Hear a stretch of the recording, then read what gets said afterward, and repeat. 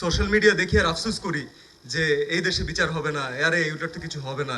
বিষয়টা হচ্ছে আপনি কিসের জন্য ফাইট করছেন, এবং ফাইট যদি রাক্ষসের মতো করে তাহলে আসলে ছিঁড়েই খেয়ে ফেলবে। আমার মনে হয়েছে দর্শককে এই মুহূর্তে এই গল্পটা আসলে আমি এইভাবে আসতে চাই।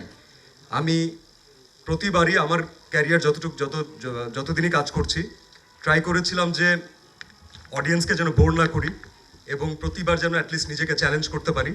আদারওয়াইজ আমি এই ইন্ডাস্ট্রিতে কাজ করতাম না, আমি হয়তো অন্য কিছু করতাম, রাইট? সো এই চ্যালেঞ্জটা আমাকে মনে হয় অনেক সুন্দরভাবে হৃদয় ভাই দিয়েছেন। কারণ আমি যখন নিজে গল্পটা শুনেছি এবং যখন আমি ইমাজিন করার ট্রাই করেছি, তখন আমার কাছে মনে হয়েছে যে মানে this is such a larger than life character. এবং আমি ম্যাক্সিমাম টাইম আমার অডিয়েন্স যেভাবে আমাকে চেনেন, আমি ড্রামা বেস কাজ করেছি, আমি রোম্যান্টিক কাজ করেছি, আমি একটু গ্রাউন্ডেড কাজ করেছি, মানে আকাশে উড়ে যায়নি কখনো। তো এবারও আমি আকাশে উড়বো না, তবে কতটুক একটা মানুষ তার ভালোবাসার কারণে ভায়োলেন্ট হতে পারেন, কতটুক অ্যাগ্রেসিভ হতে পারেন এবং একটা ডিফারেন্ট ক্যারেক্টার হতে পারে, আই থিঙ্ক অনেক এলিমেন্টস আছে, but at the end of the day people will love this character somehow. আমাকে এতটুক সুন্দরভাবে ক্যারেক্টারটা প্রেজেন্ট করার সুযোগ আসলে হৃদয় ভাই করে দিয়েছেন এখানে। And there is something new to offer. দর্শকরা এখন অনেক এন্টারটেইন হতে চান, তারা তাদের যে সময়টা তারা এখানে খরচ করছেন, আমরা তাদেরকে পুরোটা টাইম এতটুকু গ্যারান্টি দিতে পারি আপনাদেরকে এন্টারটেইনই করবো আমরা ইনশাল্লাহ। আমি যে জিনিসটা পারি না সেটা হচ্ছে যেটা আপনি সেকেন্ড বললেন সেটা করতে, কারণ ওটার জন্য অনেক বেশি মেধার দরকার হয়। আমি এত মেধাবী না যে আমি আজকে গল্প শুনলাম পরশুদিন শুটিংয়ে গেলাম, এটা আমাকে দিয়ে হয় না। তো থ্যাংক ইউ, এই ব্যাপারটা আপনি সামনে এনেছেন। এই যে আজকে আমাদেরকে বসে থাকতে দেখছেন যে একটা ফার্স্ট লুক আমরা আল্লাহর রহমতে রিভিল করতে পারলাম, আপনাদের সামনে আনতে পারলাম, দর্শকদের দেখাতে পারলাম। জার্নিটা কিন্তু স্টার্ট হয়েছিল অনেক আগে, মানে অনেক আগে। আমরা আরো 8-9 মাস আগে থেকে এটার প্রিপারেশন স্টার্ট করেছি। মাঝখানে আপনারা অনেকে জানেন, যেহেতু আপনারা সবই জানেন কম বেশি, যে আমার আরেকটা সিনেমার শুটিং চলছিল আন্ধার।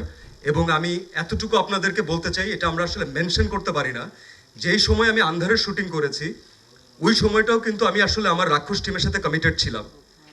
তো আমার ডিরেক্টর এবং আমার প্রডিউসার যদি আমাকে ওই সময় অ্যালাউ না করতেন, তারা যদি আমাকে আরেকটা টিমকে, রায়হান রাফির টিমকে যদি তারা সাপোর্ট না করতেন, আমি এই মোমেন্টে বের হয়ে গিয়ে প্রিপারেশন নিয়ে আন্ধার করে আবার ব্যাক করতে পারতাম না। তারা আমার কারণে শুটিং পিছিয়েছেন।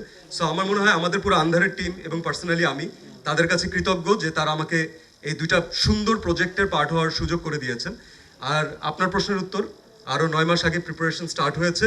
তো যেই কারণে আমরা যে কাজটা অনেকটা এগিয়ে রেখেছিলাম, তো কাজটাতে ঢুকতে আমাদের খুব সহজ হয়েছে, কারণ আমরা অনেক লম্বা একটা জার্নি পার করে ফেলেছি।